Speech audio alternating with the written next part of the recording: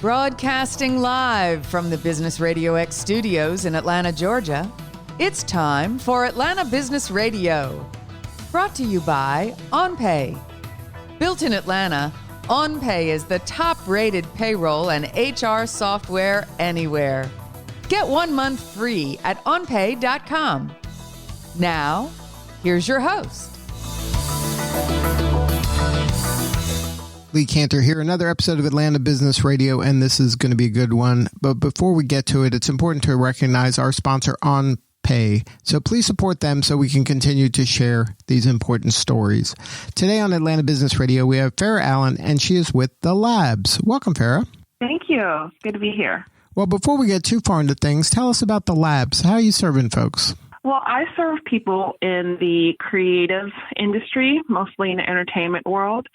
We have a collaborative platform for them that mixes and matches multimedia. That's video, audio. We have tons of different ways for people to communicate via web meeting or chatting. We're really here to make sure that everyone on a creative team has the visual way for them to communicate and get projects done. And we do this all securely. We protect intellectual property as people are exchanging ideas, and we store that with files. So we are from the start, from the creation process to the protection process. Now, are you a physical location, or is it something that's all done virtually? This is a platform, a software that just like a Dropbox or a Google Doc, but of course we are catering to the entertainment industry, who is very visual and needs lots of fluidity and has a different workflow than everyone else. So that's our lane. So now, what was kind of your origin story? What was the kind of the catalyst for this idea? The music industry, really. I saw artists weren't aware of how to protect their music. And at the end of the day, what their process entails is them creating documents and forms and tracking how they're collaborating with people, knowing who did what and what percentage people are going to walk away with. But the process that they were doing in the collaboration world, which is meeting together and maybe, sending text off with lyrics, that was not had anything to do with protecting. Actually, it caused them a lot of grief and pain because people forget. So initially, we were set out to solve this problem through the technology they were currently using. And because music is so entwined with the entertainment industry, with podcasts, with movies and films, with theater, it was just a natural progression to include everyone, because protecting is a project needs to happen from the beginning to the stage where it actually ends up in the movie. So that's how we came over encompassing entertainment versus just music. So now walk me through how it works if I'm a musician and I'm collaborating with people maybe that aren't, in my same location, and we're all around and we're kind of working together on a project. How does this platform, how does that help me protect my work and maybe discern what I've contributed as opposed to other people? Sure. So you create a workspace. Some might call it a folder. And you invite who you want to invite into this workspace. Let's say you're creating a new song. You as a producer, you may have the audio, and you want to share the audio that you created on another technical professional system. And then the songwriters, there might be two. They're writing the lyrics in another part of this room you've created, because we have modules for writing lyrics. So everyone's doing their part, and they're communicating together via our chat or via our web meeting to get the content out. In the background, our system's collecting information about who's writing what, where, what files, people have been uploading, and we're suggesting percentage of contribution based off of that data. So you can be very, very complex and make sure your name and that you did a drum solo and this file is yours. Or you can use it as a guide to say, hey, this person was really active. I think maybe they need 15%, 20%. It starts the conversation. Right now, the conversation isn't being had because creatives don't like that business communication very well. But our system puts it in the workflow so that it's something that people know this is a professional conversation to have. And here's the data to back it up. Now, as projects kind of iterate over time, does it kind of follow that around? So like it might look like my drumming was super important on day 1, but by day 8, it may look like we're not even using any of it anymore and we're using someone else's drumming. Does it kind of flex to whatever the new reality is as the project evolves? Yes. Yeah, so if you're putting everything in the platform, it certainly does. It keeps track of who's putting in what or who's taken out. Even if you delete a file, it accounts for that. So over time, music gets sold and purchased and your publishing may not even be yours anymore. What we do is keep a running tally of what happened in our system because at the end of the day, it's about what you can prove. Currently, $2.5 billion is unclaimed or lost. And that's mostly because people don't have documentation. They don't have proof that they were even involved in the process of creating content. So ultimately, our first job is to provide some proof. You can't get this proof from Dropbox. People are currently collaborating in all different platforms for one project. This is one platform that has everything that everyone needs in different roles.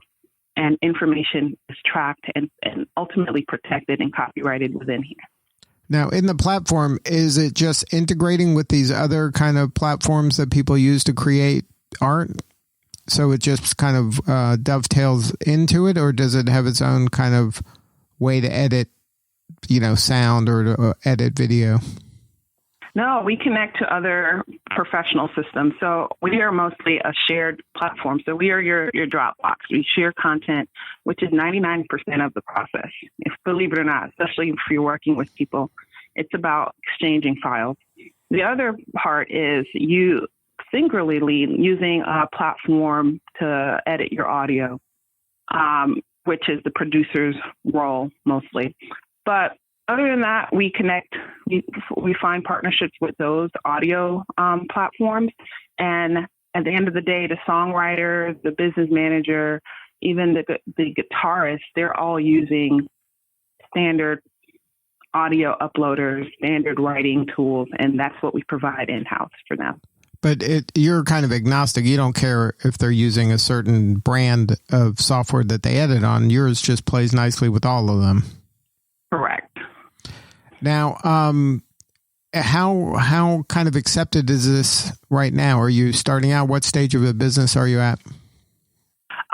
Well, we spent the last year in a open beta with the music industry. We've had several schools colleges have come on board, management companies, artist relation companies, and artists themselves have come on board. So altogether, we have around 6,000 people in the platform. Most recently, we're actually releasing the next phase of our platform in the next 3 weeks, where we're including film and television screenwriters and folks that play really well with musicians and actually collaborate with them. We're providing the tools that they need in order to get content created as well. So it's been a long journey, but we're going full round into the entertainment industry, especially because of COVID and the need for people to be home more often. So all these industries have really skyrocketed with the need for a remote collaboration tool for their industry. So what do you need more of right now? How can we help? Do you need more creatives using the platform? Do you need more kind of larger enterprise level maybe agencies to bless this and to get on the radar that this is something their people should use? Do you need more funding? What do you need? I would love more creatives. We made this for them. Creatives in the platform. We need more partnerships with organizations that are really seeking help because their creatives aren't doing this process right now. It might be causing them a lot of pain and grief. So we need those things. And we want to grow the know-how on how creatives should, make money from the things that they've made. So all of this is encompassing this mission. Now, have you been doing this long enough where an artist has benefited from this kind of documentation and proof that they contributed what they contributed? Oh, yes. I've heard many stories, but most recently, artists heard their song a producer heard their song on the radio. And when he looked at the Spotify credits, he was nowhere to be found. The artist that sung the song put that he was the writer and the producer. So at the end of the day, when there was argument and disbelief, the producer was able to pull out their publishing form that they created in the Labz, their history of the collaboration, who wrote what date, all of that was well documented automatically, and they were able to use that, and then there was no argument anymore.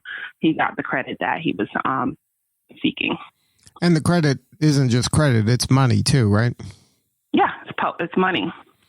And definitely money. So now when things like that happen, then word gets out that this becomes a must-have, not a nice-to-have anymore, right? Correct. That is correct. Now, who does he go to show that this really was him and he was involved in it? Is there an organization that kind of is the one that says, okay, you did this, you didn't do this? Well, I always suggest, and what has been working is with our platform, because we do document so well, is that go to the artist and show them the documentation, because it does cost money to move forward with any litigation. But on the other hand, if split sheets or publishing documents were done, that should be registered with an organization called a performing rights organization. And that's something that most musicians are a part of, and they help manage your publishing documents and your publishing rights. So even getting them involved is awesome, but let's say you don't have to, because you have the proof already, and you can just go to the person that has done you wrong. That's really where we want to just cut the middleman out of the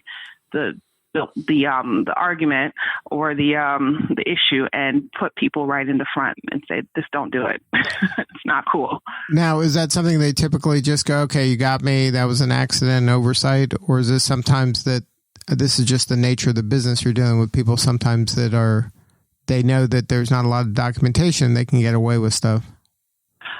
It's both. Sometimes projects don't get released for many years, and the documents are never created. One, they may not have known they needed documents, because that's oftentimes the case.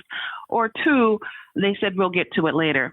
You work with so many people throughout the years, especially if you're a professional at this, you forget who you work with. You forget someone gave you this chorus, or you deliberately count on folks not knowing that they do have the right to ownership of something. That happens a lot. So it's a mixed bag of different types of people. Some are innocently doing something, not doing something bad, just not knowing, and some are deliberately just counting on the lack of knowledge for up and coming people. So now, if somebody wanted to kind of take advantage of the platform and check it out, what's the website? The website is Labz.com. Good stuff. Well, thank you so much for sharing your story today. You're doing important work, and it's really making an impact. Thank you so much for having me. All right, this is Lee Cantor. We will see you all next time on Atlanta Business Radio. And remember, we could not be doing this work without the support of our sponsor, OnPay. So please support them so we can continue to share these important stories. Today's episode of Atlanta Business Radio is brought to you by OnPay. Built in Atlanta, OnPay is the top-rated payroll and HR software anywhere. Get 1 month free at onpay.com.